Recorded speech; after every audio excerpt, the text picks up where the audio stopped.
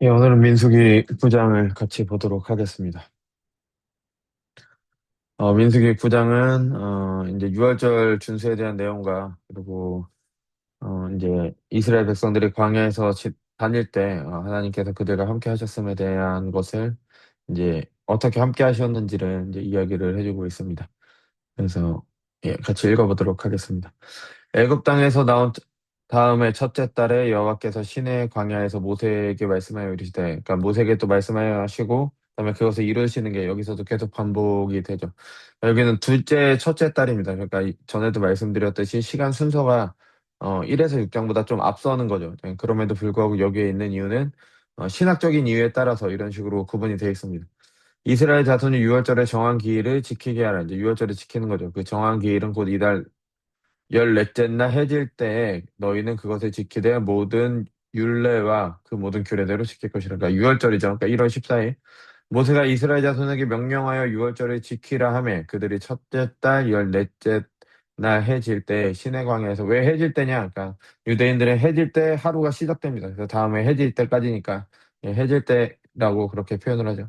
시내 광야에서 유월절을 지켰으되 이스라엘 자손이 여호와께서 모세에게 명령하신 것을 다 따라 행하였다. 그래서 지금까지는 하나님께서 명령하신 대로 다 행했죠. 그러니까 여기까지는 일반적인 유월절을 지킨 사람들입니다. 근데 못 지킨 사람들이 생기죠. 그때 사람의 시체로 말미암아 부정하게 되어서, 그러니까 문제가 생긴 겁니다. 부정하게 된 사람들. 유월절을 지킬 수 없는 사람들이 있었는데 그들이 그날에 모세와 아론 앞에 이르러. 그러니까 유월절을 지킨다는 거는 하나님의 언약 공동체 안에 있다라는 의미죠. 그래서 유월절을 지키지 못하면은 하나님의 언약에서 멀어지니까 하나님의 언약에서 떨어진 사람이 되기 때문에, 그러니까 유월절을 지켜야 되는 거죠.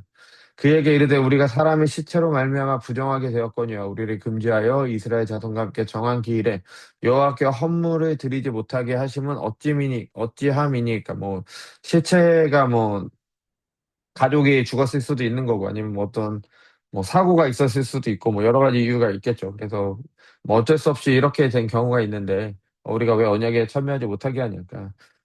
뭐 어떻게 보면은 우리라면은 어떤 종교 의식이 있다면은 우리가 그것에 참여하기를 원하지 않는다면은 이렇게 말을 하지 않겠죠. 그냥 모르는 척 이렇게 대충 넘어가겠죠. 근데 이 사람들은 유월절에 정말 참여하고 싶어 하는 사람들이었던 거죠. 왜냐하면 하나님의 언약 백성이라는 것을 나타내기 때문에. 그러니까 유월절에 참여한다고 하나님의 언약 백성이 되는 건 아니지만 그들이 하나님의 언약 백성임이 유월절에 참여하는 것으로 나타나기 때문에 이 사람들은 자신들이 하나님의 언약 백성이고 싶었던 겁니다. 모세가 그들에게 이르되 기다리라. 여호와께서 너희에게 대하여 어떻게 명령하시는지 내가 들으리라. 그래서 문제가 생겼을 때 그럼 그것에 대해서 하나님께서 어떻게 해결하시는지를 이제 기다리고 그 답을 기다리고 이제 행하는 거죠. 여호와께서 모세에게 말씀하여 이르시되, 또 말씀하시고 또 이루어집니다. 그죠? 이스라엘 자손에게 말하여 이르라. 너희나 너희 후손 중에 시체로 말미암아 부정하게 되었거나 아니면 먼 여행 중에 있다. 뭐 여기서 말하는 여행은 그냥 뭐 놀러 가는 그런 여행이 아니라 아마도 무슨 일 때문에 나갔다든가 뭐 그런 아주 멀리 있는 그런 경우죠. 할지라도 다 여호와 앞에 마땅히 유월절을 지키되 2월 14일입니다. 아까 이 첫째 유월절랑 둘째 유월절 사이에 이제 1에서 6장이 들어가게 되는 거죠. 해질 때 그것을 지켜 어린 양의 무교병과 쓴 나물을 아울러 먹을 것이요. 아침까지 그것을 조금도 남겨두지 말며 급별에 하나도 꺾지 말아서 유월절의 모든 율례대로 지킬 것이라. 그래서 날짜만 달라지고 지키는 것은 똑같습니다. 그러나 사람이 정결하기도 하고 여행 중에 있지 아니하면, 그러니까 부재 중이 아니고 이제 부정하지도 않다면은 유월절을 그냥 지켜야 되는 겁니다.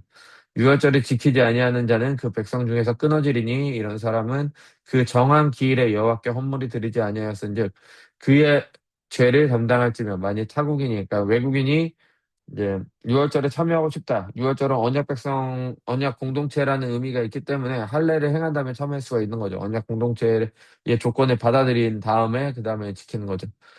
너희 중에 거류하며 여호와 앞에 유월절을 지키고자 하면 유월절 율례대로 그 규례를 따라 행할지니 거류민에게나 본토인에게나 그 율례는 동일할 것이니라. 네, 이제는 그 유월절 율례가 끝나고 이 유월절은 이스라엘 백성들이 뭔가 이스라엘 백성들에게 중요한 일이 있을 때마다 이 일이 일어나죠. 그러니까 출애굽에서 나올 때도 유월절을 했고요. 지금 이 시내산에 와서 하나님과 언약이 끝나고 이제 출정을 할 때 지금까지는 시내산에 있었던 거예요. 그러니까 언약을 다 받고, 그러니까 그 율법을 다 받고 이제 갈 때 또 이 유월절을 행했고요. 그리고 언제 또 행하냐? 이스라엘 백성들이 광야 생활이 끝나고 가나안 땅에 들어가기 전에, 그러니까 여리고 정복 전쟁 전에 또 유월절을 행합니다. 그러니까 하나의 그 시기가 끝나고 다른 새로운 시기가 시작이 될 때 이 유월절이 꼭 따라와서 그렇게 나왔죠. 그리고 유월절이 나온 다음에는 거의 대부분 광야에서 어떻게 지냈다. 예, 출애굽기도 마찬가지고 여기서도 이제 그렇게 그런 내용이 나오게 됩니다. 이어서 그 새로운 시대라고 할 수 있죠. 그러니까 광야를 가는 이스라엘 백성들을 하나님께서 어떻게 인도하셨느냐 두 가지입니다. 하나는 구름 기둥과 불 기둥이죠. 우리가 잘 아는 거. 그다음에는 10장에 나오는 나팔 신호 소리. 그러니까 이거 두 가지로 나팔을 통해 모세가 주는 명령과 하나님께서 구름 기둥과 불 기둥으로 그렇게 인도를 하셨습니다. 성막을 세운 날에 이거는 출애굽기 40장 마지막 부분을 확장시킨 게 되는 거죠. 성막을 세운 날에 구름이 성막 그 증거의 성막을 덮었고 저녁이 되면 성막 위에 불 모양이 같은 것이 나타나서 아침까지 이르렀으되 그러니까 항상 그러하다라는 것은 이게 계속 반복된다는 거죠. 그러니까 성막이 완성된 거는 단회적이고 항상 그러하다는 건 반복되는 겁니다. 그러니까 낮에는 구름이 그것을 덮었었고 밤이면 불 모양이 있었는데 구름이 성막에 떠오를 때 그러니까 항상 그렇게 했다는 거예요. 이스라엘 자손이 곧 행진하였고 구름이 머무는 곳에 이스라엘 자손이 진을 쳤으니 이스라엘 자손이 여호와의 명령을 따라 행진하였고 여호와의 명령을 따라 진을 쳤으며 구름이 성막 위에 머무는 동안에는 그들이 진영에 머물렀고 구름이 성막 위에 머무는 날이 오래일 때에는 이스라엘 자손이 여호와의 명령을 지켜 행진하지 아니하였으며 혹시 구름이 성막 위에 머무는 날이 적을 때에도 그들이 다만 여호와의 명령을 따라 진영에 머물고 여호와의 명령을 따라 행진하였으며 혹시 구름이 저녁부터 아침까지 있다가 아침에 그 구름이 떠오를 때에는 그들이 행진하였고 구름이 밤낮 있다가 떠오르면 곧 행진하였으며 이틀이든지 한 달이든지 1년이든지 구름이 성막 위에 머물러 있을 동안에는 이스라엘 자손이 진영에 머물고 행진하지 아니었다가 떠오르면 행진하였으니까 하나님의 말씀에 굉장히 잘 따랐죠. 곧 그들이 여호와의 명령을 따라 진을 치며 여호와의 명령을 따라 행진하고 또 모세를 통하여 이르신 여호와의 명령을 따라 여호와의 지킴을 지켰더라.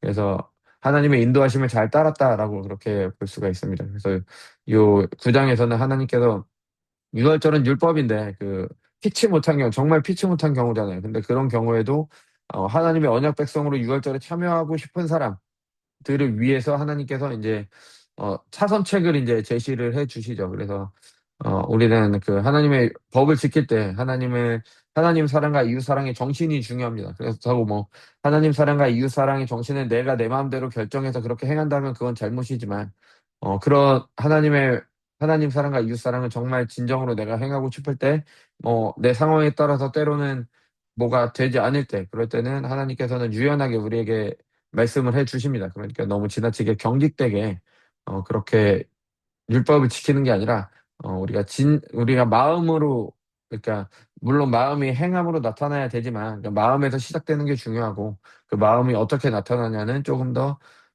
좀 자유로운 형태로 그렇게 나타날 수도 있는 여러 가지 다양한 형태로 나타날 수가 있는 거죠. 그래서 이렇게 하시는 이유는 우리가 사람마다 있는 상황이 다 다르고 그리고 내가 당장 하나님을 향해서 회심을 했다고 하더라도 지금 당장 내가 100%내 모든 것을 그러니까 내 상황에서 그냥 바로 하나님의 뜻을 행할 수 없는 경우도 있을 거란 말이에요. 그러면 그 상황에서 어떻게 하나님께 그 하나님의 하나님의 법을 행할 것인지 그것을 고민하고 행하도록 최대한 행할 수 있는 방법을 내주시는 거죠. 예, 그렇게 해서 그런 하나님께서 행하심을 볼 수가 있고요. 그리고 이 하나님의 인도하심에 따라서 이스라엘 백성들이 잘 따라오고 있습니다. 그래서 진짜 우리에게도 구름 기둥과 불 기둥이 있다면 참 쉬울 것 같죠. 하나님을 따르는 게 참 쉬울 것 같은데 우리에게는 이미 구름 기둥과 불 기둥 같은 하나님의 말씀이 있습니다. 이미 우리에겐 충분히 있기 때문에 그것을 안 따르고 있죠. 근데 그것을 알면서도 안 지키고 있잖아요. 오히려 알려고 하지도 않죠. 그죠? 그러니까 이 구름 기둥과 불 기둥이 없는 게 문제가 아니라 이미 충분히 있는데도 하나님의 법을 따르기 싫어하는 우리가 문제인 것을 생각하시면서 우리도 이 세상을 살아가는 동안 하나님의 인도하심을 따라야 된다라는 것을 생각하시고 이 9장과 10장도 이제 나팔 소리니까요. 예. 그래서 잘 읽어 나갔으면 좋겠습니다.